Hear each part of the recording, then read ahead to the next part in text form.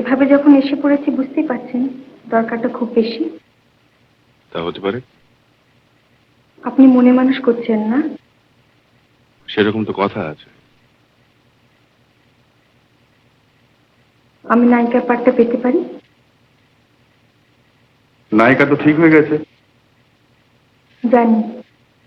তবে আমাকে দিয়ে হবে না? সে প্রশ্নটা এখন আর ওঠে কি? আপনার কোনো হাত নেই এতে? হাতের কাজ।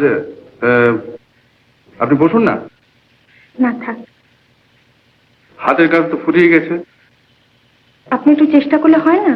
কি মুশকিল, চেষ্টা যে করবো তার একটা কারণ থাকবে তো। আর হঠাৎ এরকম একটা ব্যাপার করবো কেন বলুন তো? নায়িকা যেখানে সিলেক্টেড হয়ে গেছে সেখানে অন্য কোনো মেয়ের আমার কথা। ক্ষমতা আছে, অ্যাম্বিশন আছে, সুযোগ পাওয়া মুশকিল।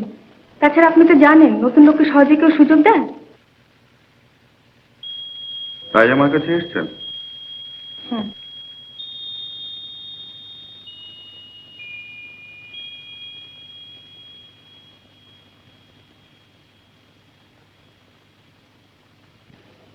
আমাকে মানায় কিনা দেখছেন? আপনি বিবাহিতা?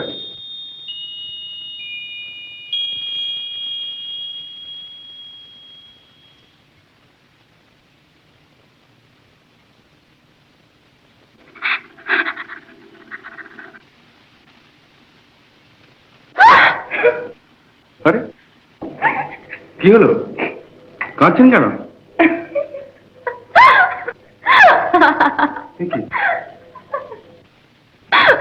অভিনয়। গ্লিসারিন লাগবে না। গল্পটা আমি পড়েছি। মন্দিরের থেকে আমাকে অনেক বেশি মানায় জানেন, সেটা আপনিও নিশ্চয় বুঝতে পারছেন। আপনার নামটা জানতে পারি কি? শুধু নাম কেন, ঠিকানা, ফোন নাম্বার। ওসবের দরকার হবে না। তবে শুধু নাম। কৌতূহল হচ্ছে, এমন একটা ঘটনা আত্মজীবনে তো লিখতে হবে তো। প্রমীলা। প্রমিলা? চ্যাটার্জি। মিস। হ্যাঁ, নমস্কার। আপনি এখন আসুন।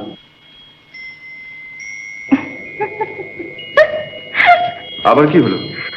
আচ্ছা, আপনি এত প্রেমের দৃশ্য করেন, এত নায়িকার সঙ্গে এত ছবিতে, কিন্তু আপনার বাড়িতে একজন অচেনা মেয়ে এত নার্ভাস হয়ে পড়েন কেন? নার্ভাস? নার্ভাসই তো। সংযত, ভদ্র, শিষ্ট। আপনাকে স্ক্রিনের চেয়ে এমনিতে বেশি ভালো দেখতে জানেন। একটু বেশি মেকআপ করেন বোধহয়। দেখুন মিস চ্যাটার্জি, বেশি রাত জাগা আমার অভ্যেস নেই। আমার আছে। কিন্তু আপনার মর্জি অনুযায়ী যে আমাকে চলতে হবে এমন কোনো কথা আছে কি?